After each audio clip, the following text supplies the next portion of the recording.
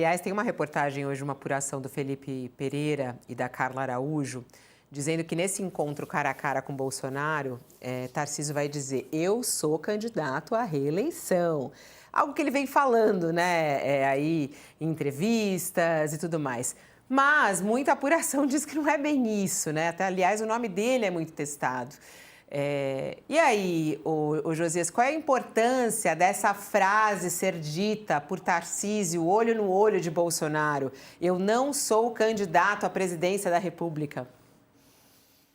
Fabíola, se o Tarcísio de Freitas fosse hoje à prisão domiciliar do Bolsonaro e ouvisse do Bolsonaro: olha, vou apoiá-lo, você é o meu candidato 2026, vamos estruturar esse projeto, ele sairia de lá candidato.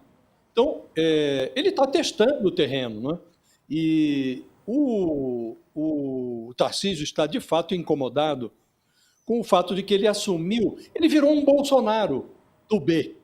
Ele incorporou, na última aparição que ele fez ali na Avenida Paulista, incorporou todo o discurso radical do Bolsonaro. Atacou o Supremo, criticou o Alexandre de Moraes, praticamente chamou o Alexandre de Moraes de ditador, como fazia o Bolsonaro, né? Ele incorporou todo o discurso do Bolsonaro, defendeu a anistia de novo, e a despeito disso, ele passou a apanhar dos aliados do Lula, do próprio Lula, dos seus aliados da esquerda, e continuou apanhando do bolsonarismo. E ele está incomodadíssimo com a movimentação do Eduardo Bolsonaro, né? O Eduardo Bolsonaro, ele se apresenta como um contraponto a esse sonho do Tarcísio, e o sonho existe, de chegar ao Palácio do Planalto. Então, num instante em que a atenuação do drama carcerário do Bolsonaro está condicionada à capacidade de articulação legislativa do sistêmico centrão, o Eduardo Bolsonaro se apresenta como uma cínica alternativa presidencial antissistema. Então, se você leva esse cinismo às fronteiras do paroxismo, o Eduardo Bolsonaro dá de ombros para o fato de que o mandato dele está a prêmio na Câmara. Se não for cassado pela condição de traidor da pátria, ele vai ter o mandato passado na lâmina por excesso de faltas, e ele ignora, de resto, o fato, a evidência de que a denúncia da Procuradoria pelo crime de coação o converteu numa inelegibilidade esperando na fila do Supremo para acontecer. Aí o Tarcísio olha isso e fala: bom, o sujeito não tem a menor condição de ser candidato a coisa nenhuma, talvez não possa concorrer nem a uma vaga de deputado novamente. Aí se apresenta como candidato à presidência e fica fustigando todos os que ousam insinuar interesse pela vaga de presidente da República. Aí ele fica desalentado. Então, é nesse contexto que a criatura vai encontrar o Criador.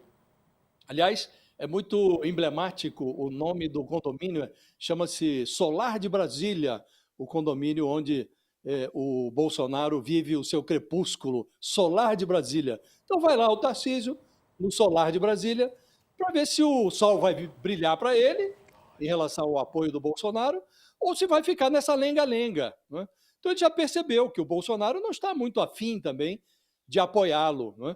E não só o Tarcísio já percebeu, Ciro Nogueira andou fazendo postagens no final de semana, dizendo: olha, ultrapassa as fronteiras do bom senso, essa divisão da direita. E aí ele subdivide a direita, né, em direita, centro-direita e extrema-direita. E diz: ou a gente se une, ou vamos acabar elegendo o Lula de novo. E é, de fato, esse é o contexto que está se apresentando. Então, nos bastidores, o Tarcísio, de fato, tem se declarado inconformado com os ataques que recebe de gente como o Eduardo Bolsonaro e meio conformado com essa relutância do próprio Bolsonaro em lhe transferir o legado de votos da ultradireita. Ele passou a repetir em voz alta, fez isso na semana passada, um par de vezes.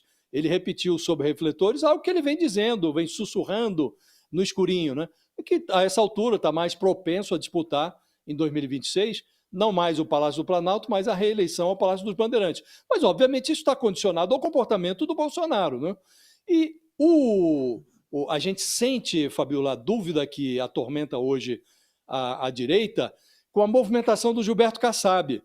O Kassab, que é um dos secretários do Tarcísio, é dono do PSD, ele levou à vitrine logo os planos C e D da direita.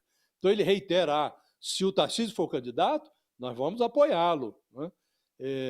Agora, se não der certo, temos aí o Ratinho Júnior, que é o governador do Paraná, temos também uma alternativa, que a essa altura é mais longínqua, né? Que é o governador gaúcho lá, o Eduardo Leite.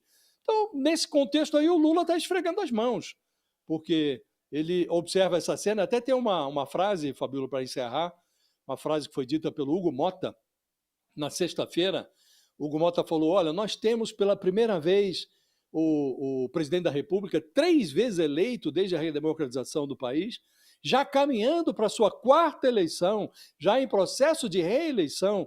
Quer dizer, a cena está se compondo como muito favorável para o Lula. E, de fato, a direita está vivendo esse drama. E o Tarcísio, esse encontro de hoje, é muito decisivo, porque ele não pode esperar eternamente. Porque se ele for candidato à presidência, ele precisa abandonar o governo de São Paulo no final de março do ano que vem. E aí, se demorar muito, você não estrutura um plano presidencial assim do dia para a noite, né? Então, esse encontro de hoje é decisivo para saber como vai se comportar o Bolsonaro. E dependendo da forma como o Bolsonaro se comportar, pode ser que o Tarcísio, de fato, pragmaticamente se volte mais para São Paulo.